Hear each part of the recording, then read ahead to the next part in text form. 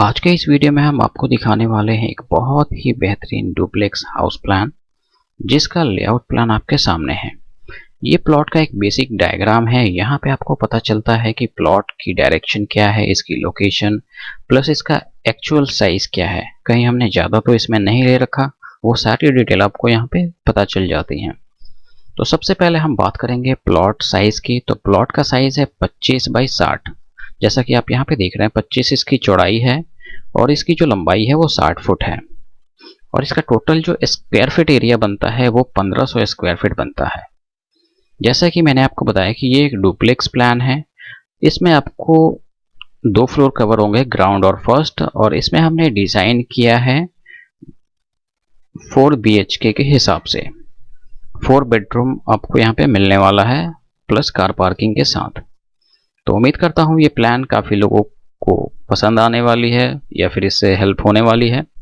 तो इसलिए वीडियो को शुरू से एंड तक जरूर देखें। चलिए आगे देखते हैं कि इसमें डिटेल क्या क्या होने वाली है। इसमें जो डिटेल होगा आपका 3D प्लान और 2D प्लान होगा, प्लस इसके साइजेस भी हम आपको बताते चलेंगे, प्लस इसकी कॉस्टिंग क्या होगी 1 फ्लोर की, या फिर अगर आपको 2 फ्लोर बनाना है तो उसमें 2 फ्लोर की कॉस्टिंग क्या होगी, वो सारी डिटेल हम आपको यहाँ पे बताने वाले हैं। प्लस ये तो हो गया वास्तु के हिसाब से प्लान। अगर आप वास्तु फॉलोअर नहीं हैं तो आप इसको किसी भी डायरेक्शन में बना सकते हैं। और इस प्लान को हमने किस तरीके से फुल वेंटिलेशन के साथ डिज़ाइन किया है वो आपको वीडियो के अंदर देखने को मिलेगा। इसलिए रिक्वेस्ट यही है कि आप वीडियो को शुरू से एंड तक जरूर देखें। मैं आप लोगों के साथ एक छोटी सी इन्फॉर्मेशन शेयर करना चाहता हूँ कि हम जो भी यूट्यूब पे वीडियो डालते हैं ये उन लोगों के वीडियोस होते हैं जिन लोगों ने हमसे पेड सर्विसेज ली हैं, यानी कि जो हमसे पेमेंट बेस हमसे नक्शे बनवाए हैं, उन लोगों के प्लान्स के ये वीडियोस होते हैं जो हम सैंपल के तौर पे यूट्यूब पे अपलोड कर देते हैं। अगर आपको भी हमसे नक्शे बनवाने हैं तो उसके लिए पूरी डिटेल जो है हमने वेबसाइट पे दी हुई है। आप हमारी वेबसाइट पे विजिट करके वो सारी डिटेल स्टेप बाय स्टेप आप उसको ध्यान से पढ़ें और जैसा भी उसका प्रोसेस है आप उसको फॉलो करें। उम्मीद करता हूँ इस छोटी सी इन्फॉर्मेशन से आप लोगों को काफ़ी हेल्प मिलने वाली है। ये हमारा 3D प्लान है उसी प्लान का जिसके बारे में हम अभी आपसे डिस्कस कर रहे थे। 3D दिखाने का मेन मकसद हमारा यही होता है जिससे कि आपको काफ़ी सारी इन्फॉर्मेशन मिल सके इंटीरियर से रिलेटेड, प्लस एक्सटीरियर जो बाहर की डिज़ाइनिंग है उसके बारे में, प्लस आप मटेरियल कंपेयर कर सकें कि जो हमने लगाया हुआ है प्लस आपके मार्केट में क्या मिल रहा है और क्या अच्छा लग सकता है वो आप इसमें कंपेयर कर सकते हैं।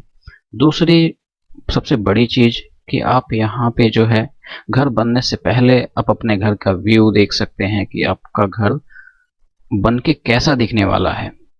3D इसीलिए होता है कि आप घर बनने से पहले आप उसका व्यू देख सकें, उसकी एलिवेशन डिज़ाइन, उसका टॉप व्यू प्लान, ये सारी डिटेल आप 3D में देख सकते हैं। तो सबसे पहले हम इसको कंफर्म कर देते हैं कि इसका साइज 25 बाई 60 ही है और ये ईस्ट फेसिंग प्लॉट है जिसमें वास्तु हमने पूरा यूज़ किया हुआ है और इसको हमने डिज़ाइन किया है एज ए डुप्लेक्स। तो चलिए फटाफट से हम इस 3D प्लान की डिटेलिंग शुरू करते हैं कि कहाँ पे क्या क्या मटेरियल हमने यूज़ किया हुआ है और कहाँ पे हमने क्या क्या साइजेस ले रखे हैं। एक के बाद एक हम आपको बताते हुए चलते हैं। तो चलिए सबसे पहले हम मेन गेट एंट्रेंस से शुरू करते हैं। यहाँ पे जो गेट की ओपनिंग हमने छोड़ी हुई है 9 फुट की, और 9 फुट में 2 पल्लों का गेट आएगा जो कि आपका दोनों साइड ओपन होने वाला होना चाहिए। इससे काफ़ी बेनिफिट मिलता है। प्लस गेट को हाईलाइट करने के लिए हमने यहाँ पे 2 छोटे छोटे पाए यूज़ किए हैं और पाए के ऊपर लाइट भी दिया हुआ है। इससे काफ़ी अच्छा लगता है, आप ऐसा कर सकते हैं। उसके बाद हम बात करेंगे लेवल की। तो रोड से हमारा पार्किंग का लेवल क्या होना चाहिए, ये मैक्सिमम मैं आपको बताऊंगा 1.5 से 2 फुट हाइट होनी चाहिए रोड से पार्किंग की, जिससे आराम से आप अपना गाड़ी जो है अंदर बाहर कर सकते हैं। उसके बाद हम बात करेंगे अपने पार्किंग और पोर्च एरिया का साइज देख लेते हैं। पहले इसकी जो चौड़ाई है इस वॉल से लेके यहाँ तक आपकी पूरी जो है 12 फुट है, जो कि काफ़ी अच्छा चौड़ाई है एक गाड़ी पार्किंग के लिए प्लस अपने मूवमेंट के लिए भी। और इसकी लेंथ की बात करें, ये जो ब्लू वॉल है यहाँ से लेके आपकी यहाँ तक जो है पूरी जो लेंथ है 23 फुट 9 इंच है। तो यहाँ पे आप कोई भी एक बड़ी सीडान कार आराम से खड़ी कर सकते हैं, प्लस आगे का अपना पोर्च एरिया भी यूज कर सकते हैं। प्लस पोर्च में हमने यहाँ पे सीटिंग अरेंजमेंट भी किया हुआ है, कुछ इस तरीके से आप काउंटर सीटिंग भी दे सकते हैं। और पार्किंग में जो है हमने अलग टाइप के टाइल्स यूज किए हैं जो कि मैट फिनिशिंग में आते हैं। उसके बाद आप देख लीजिए कि यहाँ पे 5 फुट इस वॉल से लेके इस ब्लू वॉल तक आपका 5 फुट लेंथ हमने यहाँ पे गार्डनिंग के लिए छोड़ा हुआ है। आप इसको एज ए गार्डनिंग आप यूज कर सकते हैं। उसके बाद आप देख लीजिए कि हमने यहाँ पे नॉर्मली ग्रूविंग की हुई है प्लास्टर में और पेंट किया हुआ है, तो इस तरीके से आप कर सकते हैं। बाकी अगर आप चाहे कि पत्थर यूज करना चाहे या फिर वुडन टाइल्स यूज करना चाहे, कुछ भी आप कर सकते हैं अपने बजट के हिसाब से। उसके बाद आ जाइए, हम बताएंगे आपको यहाँ पे पार्किंग से हम ग्राउंड लेवल पे चढ़ते हैं, तो यहाँ पे भी हमारा जो है लेवल अलग हो रहा है। तो यहाँ पे हम 3 स्टेप चढ़ने के बाद अपने ग्राउंड लेवल पे आते हैं। उसके बाद हमारी घर की जो है मेन एंट्रेंस है। ये घर की मेन एंट्रेंस का जो साइज होगा वो मैं आपको बताता हूँ। ये इसकी जो चौड़ाई है वो 4 फुट होगी और इसकी जो लंबाई है इस डोर की, वो पूरे घर में जो भी डोर, जितने भी डोर होंगे उनसे इस डोर की हाइट थोड़ी सी ज़्यादा होनी चाहिए। प्लस उसी डोर हाइट के हिसाब से ये जो बाहर की जो विंडोज़ हैं उसका लेंटल मैच करना चाहिए। लेंटल लेवल ये टॉप का होता है, ये मैच होना चाहिए, नहीं तो थोड़ा सा देखने में ऑड लगता है। बाकी आपके ऊपर डिपेंड करता है कि आप कैसे रखना चाहते हैं। उसके बाद जो है हम बात करेंगे यहाँ पे किचन का। तो किचन आप एक बार देख लीजिए, किचन और डाइनिंग में हमने सेम टाइल यूज किया हुआ है फ्लोर के लिए। प्लस यहाँ पे आपका एल शेप का काउंटर है और यहाँ पे आपका कुक टॉप है और ये आपका सिंक है और सामने आपका रेफ्रिजरेटर है। तो इस तरीके से इसकी प्लेसमेंट है। प्लस यहाँ पे आपको ईस्ट फेसिंग आपको कुकटॉप मिलता है और ईस्ट फेसिंग आपको यहाँ पे विंडो मिल जाता है। विंडो से आप अच्छी खासी वेंटिलेशन हो जाएगी। एक चीज़ और मैं आपको बताना चाहता हूँ कि नॉर्मली जो है 2 हाइट में लोग रखते हैं काउंटर को, जैसे एक 2.5 फुट रखते हैं और दूसरे जो है 2 फुट 9 इंच रखते हैं। क्लियर हाइट होती है फ्लोर से लेके काउंटर टॉप तक। तो इस हिसाब से अगर आप रखते हैं तो इसका आप जरूर ध्यान रखें कि जो भी आप ये किचन में विंडो लगाते हैं तो काउंटर से कम 1 फुट की हाइट होनी चाहिए। मतलब यहाँ से लेके 1 फुट वॉल होनी चाहिए, उसके ऊपर से विंडो शुरू होनी चाहिए। ये आपके लिए भी अच्छा रहेगा। बाकी जो जैसे कि छींटे वगैरह ना पड़े यहाँ पे ग्लास पे या फिर विंडो पे, तो उस हिसाब से आप अपने हाइट को कम या ज़्यादा कर सकते हैं। कोई 6 इंच रखता है, कोई 1 फुट, कोई 1.5 फुट, इस हिसाब से आप भी रख सकते हैं। बाकी हमने इधर किचन में जो वॉल है वहाँ पे हमने टाइल्स यूज़ किया हुआ है। और डाइनिंग एरिया में आ जाते हैं, तो डाइनिंग एरिया आप देख लीजिए, यहाँ पे हमने एक सिंगल वॉलपेपर यूज़ किया हुआ है पूरे की डाइनिंग स्पेस में और यहाँ पे आपको 6 लोगों की सीटिंग मिलती है। अब हम बात करते हैं इसके साइज़ की। तो साइज़ आपका जो बनता है किचन का वो 11 फुट 6 इंच जो है चौड़ाई बनेगी आपकी पूरी। अब हम ऐसे देख लेते हैं इसको, यहाँ से लेके ये पूरा जो साइज है 11 फुट 6 इंच है और इसकी जो लंबाई है वो 7 फुट है। तो काफ़ी अच्छा किचन का साइज है। उसके बाद हम डाइनिंग की बात करें तो डाइनिंग का भी जो चौड़ाई है इस वॉल से लेके यहाँ तक पूरा जो है 11.5 फुट है और इसकी जो लंबाई है इस वॉल से लेके यहाँ तक वो आपका 8 फुट 6 इंच होने वाला है।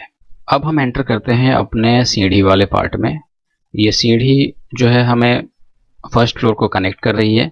यहाँ से हम अप हो रहे हैं और सी शेप में ये सीढ़ी है, एक बार देख लीजिए आप, कुछ इस तरीके से जा रही है फर्स्ट फ्लोर के लिए और यहाँ पे आके हम फर्स्ट फ्लोर पे लैंड कर जाते हैं। अगर हम इस फ्लोर की हाइट की बात करें तो हाइट आप नॉर्मली 11 फुट रख सकते हैं। 11 फुट के हाइट के हिसाब से आपका जो सीढ़ी का राइजर है, राइजर हाइट, ये जो हाइट है राइजर इसको बोलते हैं, और इसका जो साइज होगा 6.9 इंच होगा। और इसमें जो हम स्टेप देने वाले हैं वो टोटल स्टेप होंगे 19। उसी के हिसाब से आपका जो राइजर हाइट निकला है, अगर हम 19 देते हैं तो हमारा राइजर हाइट 6.9 इंच होगा। और ट्रेड का साइज जो है वो जो ऊपर हम जिस पे पैर रखते हैं वो ट्रेड होता है और उसका साइज होगा 10 इंच। और सीढ़ी की जो चौड़ाई है वो 3 फुट है। तो इस हिसाब से आपकी सीढ़ी की जो है टेंटेटिव आपको डिटेल मिल गई।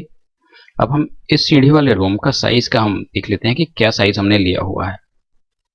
इसका जो साइज है हम लेंगे इस वॉल से लेके यहाँ तक। तो इसका जो साइज अभी 11.5 फुट है विड्थ, और इसकी जो लंबाई है, लंबाई इस वॉल से लेके ये टॉयलेट वाली वॉल तक आपका लंबाई है 10 फुट 2 इंच। तो यहाँ पे काफ़ी अच्छा स्पेस बन जाता है। प्लस इस सीढ़ी के नीचे का एरिया आप सोच रहे हो कि वेस्ट जा रहा है, तो ये वेस्ट नहीं जा रहा है। यहाँ पे आप सीढ़ी के नीचे चाहो तो नॉर्मल कैबिनेट लोग बना देते हैं। नॉर्मली अगर आप ओपन भी रखना चाहें तो वो भी कर सकते हैं। यहाँ पे आप एक छोटा सा काउंटर लगा सकते हैं, और यहाँ पे आप अपना वॉशिंग मशीन प्लस एक वॉश बेसिन भी आप यहाँ पे दे सकते हैं। तो बहुत सारी चीज़ों के लिए ये स्पेस यूजफुल है।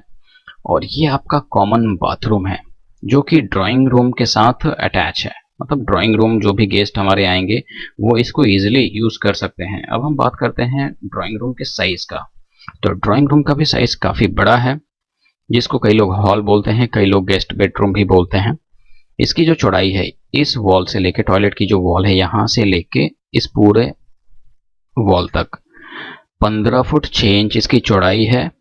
और इसकी जो लंबाई है, लंबाई आप देख लीजिए, ये जो है यहाँ से लेके यहाँ तक आपका 17 फुट है टोटल। और हमने सीटिंग किस तरीके से अरेंज की है वो भी आप देख लीजिए। और यहाँ पे आपका नॉर्थ ईस्ट कॉर्नर में, ड्राइंग रूम के नॉर्थ ईस्ट कॉर्नर में हमने यहाँ पे मंदिर के लिए भी छोटा सा स्पेस निकाला हुआ है। आप यहाँ पे मंदिर भी यूज कर सकते हैं। प्लस यहाँ पे आपको एक विंडो मिल जाती है। तो विंडो का साइज मैंने इसीलिए छोटा किया है जिससे कि आपको यहाँ पे कम से कम 2.5 फुट की मंदिर स्पेस यहाँ पे मिल सके। और यहाँ पे हमने वॉलपेपर यूज किया हुआ है, थोड़ा सा यहाँ पे एरर है। प्लस यहाँ पे हमने डिफरेंट वॉलपेपर यूज किया हुआ है। प्लस यहाँ पे हमने मार्बल फ्लोरिंग यूज की हुई है ड्राइंग रूम एरिया में।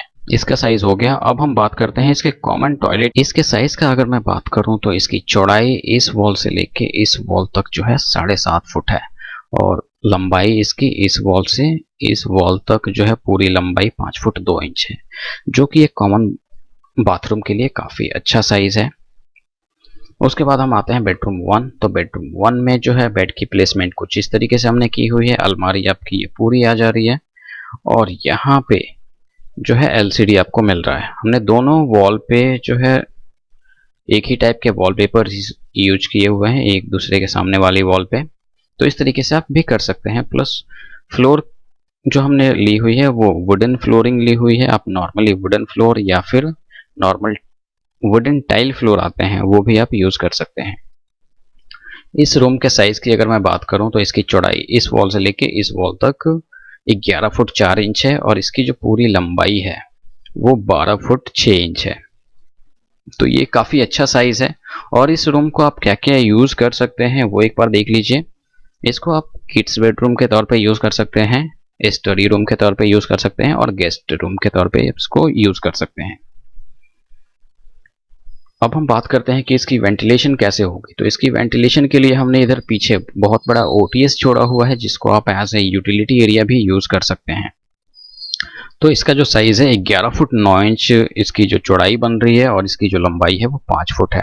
5 फुट हमने इसकी लंबाई इसलिए ली है जिससे कि हम फर्स्ट फ्लोर पे एक छोटी सी बैल्कनी प्रपोज कर सकें। प्लस पीछे जाने के लिए हमने यहाँ पे डोर भी छोड़ा हुआ है। तो इस तरीके से आप इसको यूज कर सकते हैं। अब हम बात करते हैं अपने मास्टर बेडरूम की। इसकी साइज जो है, इसकी जो विड्थ है वो 11.5 फुट है टोटल। यहाँ से लेके यहाँ तक 11.5 फुट है। सॉरी, 11.5 फुट नहीं है, 11 फुट 9 इंच है। और इसकी जो लंबाई है वो 13 फुट है। तो इस हिसाब से ये काफ़ी बड़ा बेडरूम बनता है। और यहाँ पे जो है वास्तु के हिसाब से आपकी जो बेड की पोजीशन है वो साउथ में आप सिरहाना कर सकते हैं। काफ़ी अच्छा पोजीशन माना जाता है इसको। यहाँ पे आपको अलमारी मिल जाती है, और सामने वाली वॉल पे आपको यहाँ पे एलसीडी मिल जाता है।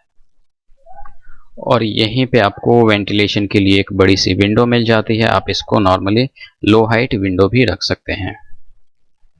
इसके साथ एक अटैच बाथरूम आपको मिलता है, जो कि बेडरूम के अंदर से आपका यहाँ से ओपन हमने किया हुआ है। तो इसके साइज की अगर मैं बात करूं तो इसका साइज भी काफ़ी अच्छा है, जिसका साइज 5x8 का है। 5 इसकी चौड़ाई है और लंबाई इसकी 8 फुट है। और इसके पीछे हमने एक शाफ्ट छोड़ा हुआ है जिससे कि इन दोनों बाथरूम की जो वेंटिलेशन हो सकती है। इसका साइज है 2.5 बाय 7.5, 2.5 बाय 7.5 का हमने यहाँ पे शाफ्ट छोड़ा हुआ है। अब हम देख लेते हैं अपने फर्स्ट फ्लोर की डिटेलिंग की फर्स्ट फ्लोर पे क्या क्या चेंज हो रहा है और क्या क्या चीज़ें हमें मिल रही हैं। लेकिन आगे बढ़ने से पहले मैं आपको इसकी कंस्ट्रक्शन कॉस्ट बता देता हूं कि फिनिशिंग तक इसकी कंस्ट्रक्शन कॉस्ट जो होगी वो होगी 18 से 20 लाख। इसमें क्या क्या चीज़ें इंक्लूड है वो भी एक बार देख लीजिए। इसमें आपका नॉर्मली जो फिनिशिंग मटेरियल्स हैं जैसे कि पत्थर, वॉलपेपर, पेंट, टाइल्स, ये फिनिशिंग मटेरियल्स हैं। यहाँ तक होने में जो है आपका प्लम्बिंग भी होता है, इलेक्ट्रिकल भी होते हैं, तो ये सब इसमें इंक्लूडेड है। प्लस इसमें कोई भी फर्नीचर या फिर लूज आइटम इंक्लूड नहीं है, इस बात का आप जरूर ध्यान रखें। यहाँ पे जो है किचन की एक्सेसरीज भी इंक्लूड नहीं है जैसे कि फ्रिज, कुकटॉप और सिंक। नॉर्मली आपका फिनिशिंग तक ही इंक्लूड है। एक फ्लोर की डिजाइनिंग 18 से 20 लाख में होगी आपकी। अब हम बात करते हैं कि फर्स्ट फ्लोर की जो रिक्वायरमेंट है वो किस हिसाब से होगी। नॉर्मली देख लीजिए कि अब अगर आप 2 भाई हैं, कजन हैं, ऊपर नीचे रहना चाहते हैं तो उस कंडीशन में आपका प्लान जो है सेम बनने वाला है। पूरा सेम रहेगा क्योंकि किचन की रिक्वायरमेंट उस बंदे को भी होगी, किचन की रिक्वायरमेंट आपको भी होगी, तो पूरा प्लान सेम बनेगा। बस चेंजेस जो आएंगे वो मैं बता देता हूँ। ये बाथरूम का जो चेंज होगा एंट्री वो हो जाएगा, ये इधर से हो जाएगा एलसीडी साइड से। प्लस फर्स्ट फ्लोर पे ये जो बेडरूम है यहाँ पे आपको इधर बाहर में एक 3 फुट की बैल्कनी ऐड हो जाएगी। इसके अलावा कोई चेंज नहीं है। चलिए अब दूसरा केस हम देख लेते हैं कि मान लीजिए कि एक सिंगल फैमिली है, नीचे पेरेंट्स रहना चाहते हैं और ऊपर जो है बच्चे रहना चाहते हैं, तो उस कंडीशन में आप एक और बेनिफिट आपको यहाँ पे मिल सकता है, वो ये कि आपको सिर्फ एक किचन चाहिए, वो भी ग्राउंड फ्लोर पे। तो उस कंडीशन में आप कर सकते हैं कि ये जो किचन और जो डाइनिंग वाला पार्ट है ये नॉर्मली आप ओपन टू स्काई टेरेस के तौर पे यूज कर सकते हैं। जैसे कि विंटर सीजन में आपको सेकेंड फ्लोर में जाने की जरूरत ना पड़े, आप यहीं से जो है सीढ़ी वाले रास्ते से इधर आए, ये एक सेकेंड, यहाँ से ये जो है आप एक डोर लगा देंगे, यहाँ से आपका पूरा ये ओपन टू स्काई टेरेस हो जाएगा। आप नॉर्मली यहाँ पे बैठ के सर्दियों में धूप ले सकते हैं। तो इस तरीके से आप बना सकते हैं। इसमें कोई ज़्यादा चेंजेस नहीं है, कोई तामझाम नहीं है। तो उम्मीद करता हूँ इस वीडियो से काफ़ी लोगों को हेल्प मिली होगी, इसलिए इस वीडियो को ज़्यादा से ज़्यादा शेयर करें जिससे दूसरों को भी हेल्प हो सके। वीडियो देखने के लिए धन्यवाद।